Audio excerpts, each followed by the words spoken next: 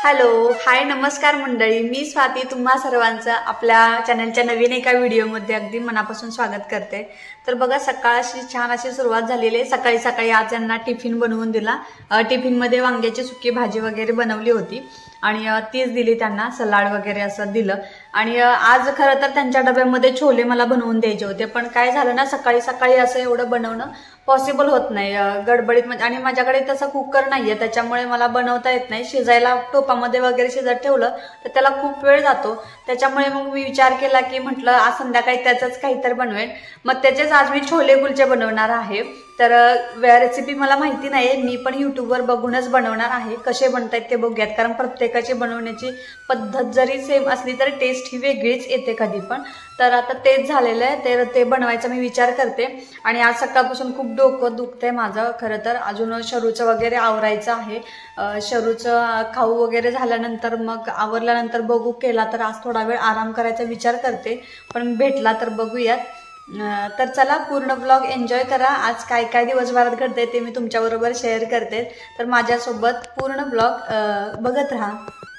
चला तर मग आता ही रोजचीच आपली सकाळची कामं पहिला उरकून घेते, कारण काय होतं सकाळी सकाळी स्वयंपाक आणि ह्या त्या गडबडीमध्ये ही कामं तर मी करतच नाही। आधी सुरुवातीला माझं जे त्यांचं टिफिनचं काम असतं गडबडीचं, त्यांना सगळं व्यवस्थित देणं करणं, नाश्ता वगैरे या सगळ्या गोष्टी पहिल्यांदा आवरून घेते आणि नंतरच मी या कामांना हात लावते। कारण काय होतं की त्या गडबडीत हे काम आपण उरकू शकत नाही आणि त्याच्यामध्ये शरू नेहमीच रोज सकाळी लवकरच उठतो, म्हणजे अगदीच आम्ही उठल्यानंतर 5-10 मिनिटात तो उठलेलाच असतो रोज, त्याच्यामुळे थोडीशी माझी गडबड राहते, त्यामुळे मी नंतरच करते हे। आता बघा शरूला नाश्ता वगैरे देऊन झालाय, माझी आंघोळ वगैरे सगळं काही आवरलंय। म्हटलं आता त्याला झोपायची वेळ आली त्याची, म्हटलं जरासं त्याला थोडंसं दूध द्यावं। आणि आता ते दूध थोडंसं म्हणजे आता कसं थंडीचा टाइम आहे, तर थोडंसं दूध कोमट असेल तर कसं प्यायला पण जरा बरं वाटतं, म्हणून मी शक्यतो कोमट करते। पण झालं थोडं असं की माझं की थोडं जास्त गरम झालं आणि ते थंड करण्यासाठी जरा वेळ लागणार होता, पण त्याला तेवढा काय दम नव्हता धरत तो की मला आता थंड होईपर्यंत त्याला वेट नव्हता। तर म्हटलं मग लगेच असं टोपामध्ये पाणी घेऊन लगेच थंड करून घेतलं त्या दुधाला आणि त्याला प्यायला दिलं। पण तो किती आवडीनं पितोय ते बघा, कारण काय थोडंसं दूध पिलं की मुलांचं संपतं, खाणं पिणं असो किंवा काही असो, अर्ध पोट भरलं की मुलं आपली खेळायला चालू होतात आणि त्यांच्या मागे आपण धावायचं त्यांचं पोट पूर्ण भरण्यासाठी। हे तर प्रत्येक आईच्या मागचा रोजचा खेळ आहे, तोच आता मी पण खेळतेय, अनुभवतेय। तर त्याला मस्तपैकी त्याला झोपवलं आहे मी, आता छान झोपलेला आहे तो। म्हटलं आता आपण पण जेवण जरा करून घ्यावं, थोडं आरामात जेवायलाही जरा बरं वाटतं। आता थोडंसं उशिरात जेवते।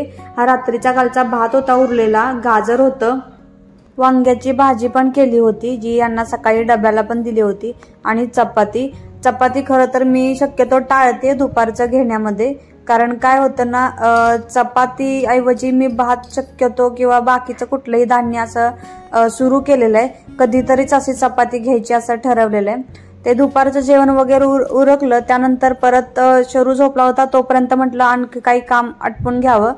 मग माझ्या इकडे जे खूप दिवसाचं पेंडिंग काम होतं, जे इस्त्री करायची होती, मला पॉसिबलच होत नव्हती, शरू जागा असलं की करता येत नाही, तो झोपलाय तोपर्यंत मग पटकन मी करून घेतली।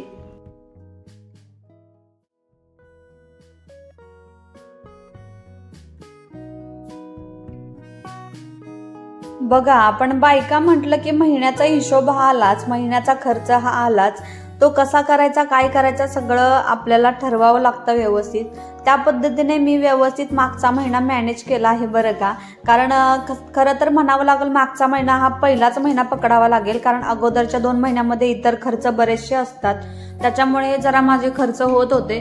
पण मागचा महिना मी व्यवस्थित मॅनेज केल्यामुळे जरा मलाही खूप बरं वाटतंय की मी काहीतरी बाबा सेव्हिंग करू शकते की नाही ह्याचा मला थोडासा अंदाज घ्यायचा होता, पण बऱ्यापैकी मी ते करू शकले, याचं मला खूप फील होतंय छान।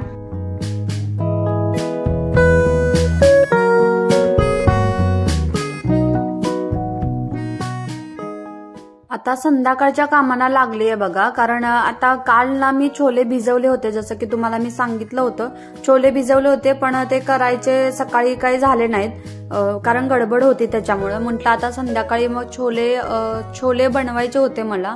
पण त्याच्याबरोबर कुलचा बनवायची मी रेसिपी पाहिली आहे बरं का, पण कुलचा बनवणं पॉसिबल नाही होत मला, कारण त्याच्यामध्ये बेकिंग पावडर, बेकिंग सोडा वगैरे काही ईस्ट लागतं, मैदा लागतो. विदाऊट मैद्याचा पण होता, पण हे सगळे इन्ग्रेडियंट लागत होते जे की माझ्याकडे नव्हते आणि ते मला हेल्दी बेनिफिशियल मुलासाठी वाटत नव्हते.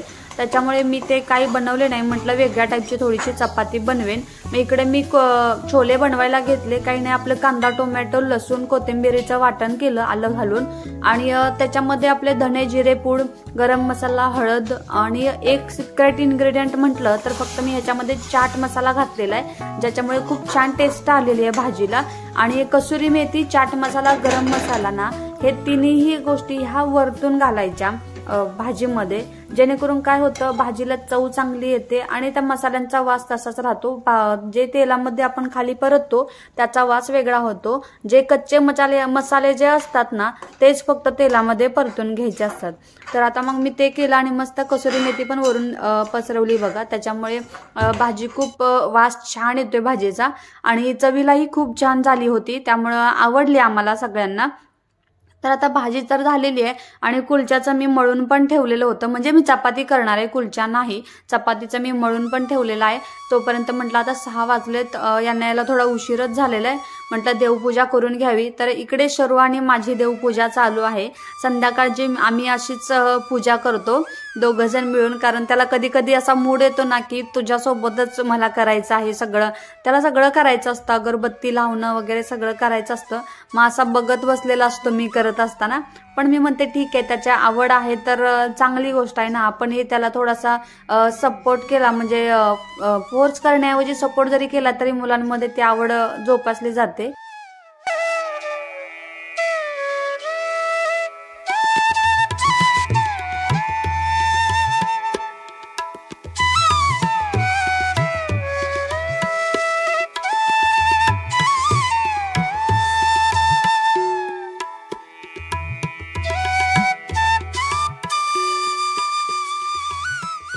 नेहमीप्रमाणे आजही स्वामींचे भक्तिगीते, परत तारक मंत्र वगैरे लावला होता.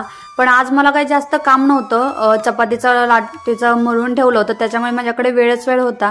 तर मग आज निवांत बसून जरा म्हटलं जरा बसावं, ऐकावं. तर असेच बसले होते. तर मी पण जसा टाळ्या वाजवते तसा शरू पण माझ्या जवळ येऊन बसला आणि तोही करायला लागला. मग छान वाटलं मला पण ते बघून. आणि खरं आपण करतो तशीच मुलं करत असतात, ते बरोबर वाटतं मला. तर बघा इकडे माझ्या चपात्या झालेल्या आहेत. मी फक्त त्याला चांगले पदर सुटतील अशा प्रकारे केलं होतं. आणि चपातीमध्ये पण मी कसुरी मेथी, ओवा वगैरे थोडंसं घातलं होतं मसाले, की जेणेकरून त्याला पण टेस्ट छान येईल. आता आम्ही जेवायला बसतोय तर म्हटलं छान गरम करून घ्यावा आणि त्याच्यामध्ये थोडंसं बटर घातलं, जेणेकरून त्याचा स्वाद आणखी वाढेल. तर अशा प्रकारे माझं चपाती आणि छोलेची भाजी तयार आहे, जे की कुलच्याला रिप्लेस करत आहे चपाती. तर आता छान जेवण करतोय. शरूलाही जेवण भरवलं आहे आत्ताच. त्याला अंड्याचं ऑमलेट केलं होतं आणि थोडीशी छोलेची भाजी पण घेतली होती आणि त्याच्यासाठी भात घेतला होता, कारण मी कंटिन्यू त्याला सतत अशी चपाती पण देत नाही. कारण बऱ्याचदा दिवसभरात 2 टाइम तर नाही देत, 1 टाइम थोडीशी चपाती देतेच मी त्याला, कारण थोडे पचायला जड असते. तर चपाती देते पण जास्त पण अशी नाही देत, 1 टाइम देते कंप्लीट. तर चला मग आजचा व्लॉग इथंच एंड करते. व्लॉग कसा वाटला हे मला कमेंटमध्ये नक्की सांगा. आणि चॅनलवर नवीन असाल, व्हिडिओ आवडला असेल तर चॅनलला सबस्क्राईब करायला बिलकुल विसरू नका. सपोर्ट करत राहा. उद्या भेटूया उद्याच्या नवीन एका व्हिडिओ सोबत. तोपर्यंत हसत राहा, मजेत राहा, खूप खुश राहा, आनंदात राहा आणि माझा व्हिडिओ देखील पाहत राहा. चला तर मग भेटूया उद्याच्या व्हिडिओमध्ये. चला बाय बाय.